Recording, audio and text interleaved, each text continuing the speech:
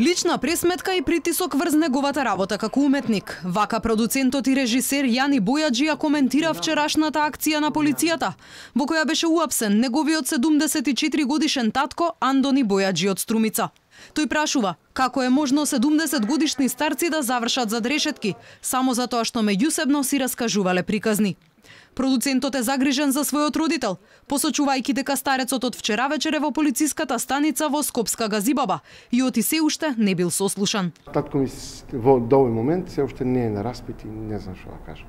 Се обидам да не вршам притисок врз обвинителство, суд, нека ако некој не направил зло, нека си одговара, нема. Но татко ми е човек кој не направил никому никакво зло. Напротив, станува збор за една многу трагикомична ситуација во кој старци си кажуваат приказки, а државата се занимава со нивните приказки.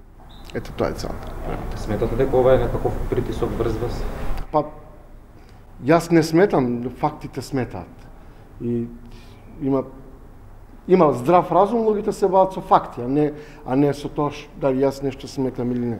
Од МВР состав, Бојаджи бил приведен како дел од организирана група која продавала ретки артефакти со непроценлива вредност. Демантираат било каква поврзаност помеѓу полициската акција и филмот на режисерот Јани Бојаджи "Ругање со Христос", кој предизвика контроверзии, а Министерството за култура го означи како скандалозен, бидејќи како што рекоа ги навредувал чувствата на албанците. Апсолутно отфрлам било какви поврзаности за ова што зборувате. Министерството за внатрешни работи го спроведува законот. Секој што сторил кривично дело ќе одговара за тоа. Без разлика дали е нечи син, ќерка, татко. Значи, ние работиме, ова акција е работена повеќе од една година, тоа го кажа во излагањето. Така што апсолутно отфрлам било какви шпекулации и злонамерни дезинформации во врска со ова.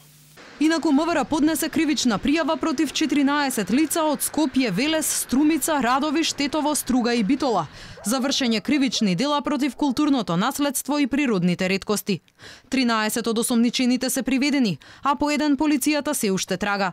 Сите се товарат дека вршеле нелегална трговија со археолошки предмети, монети, полускапоцени и скапоцени камења, стар накит, скулптури, керамички и бронзени предмети, кои ги ископувале на повеќе археолошки локалитети во државата, меѓу кои Струмица и Велес. Археолошките предмети подоцна ги продавале на заинтересирани лица од Албанија, Турција и Грција, велат од МВР.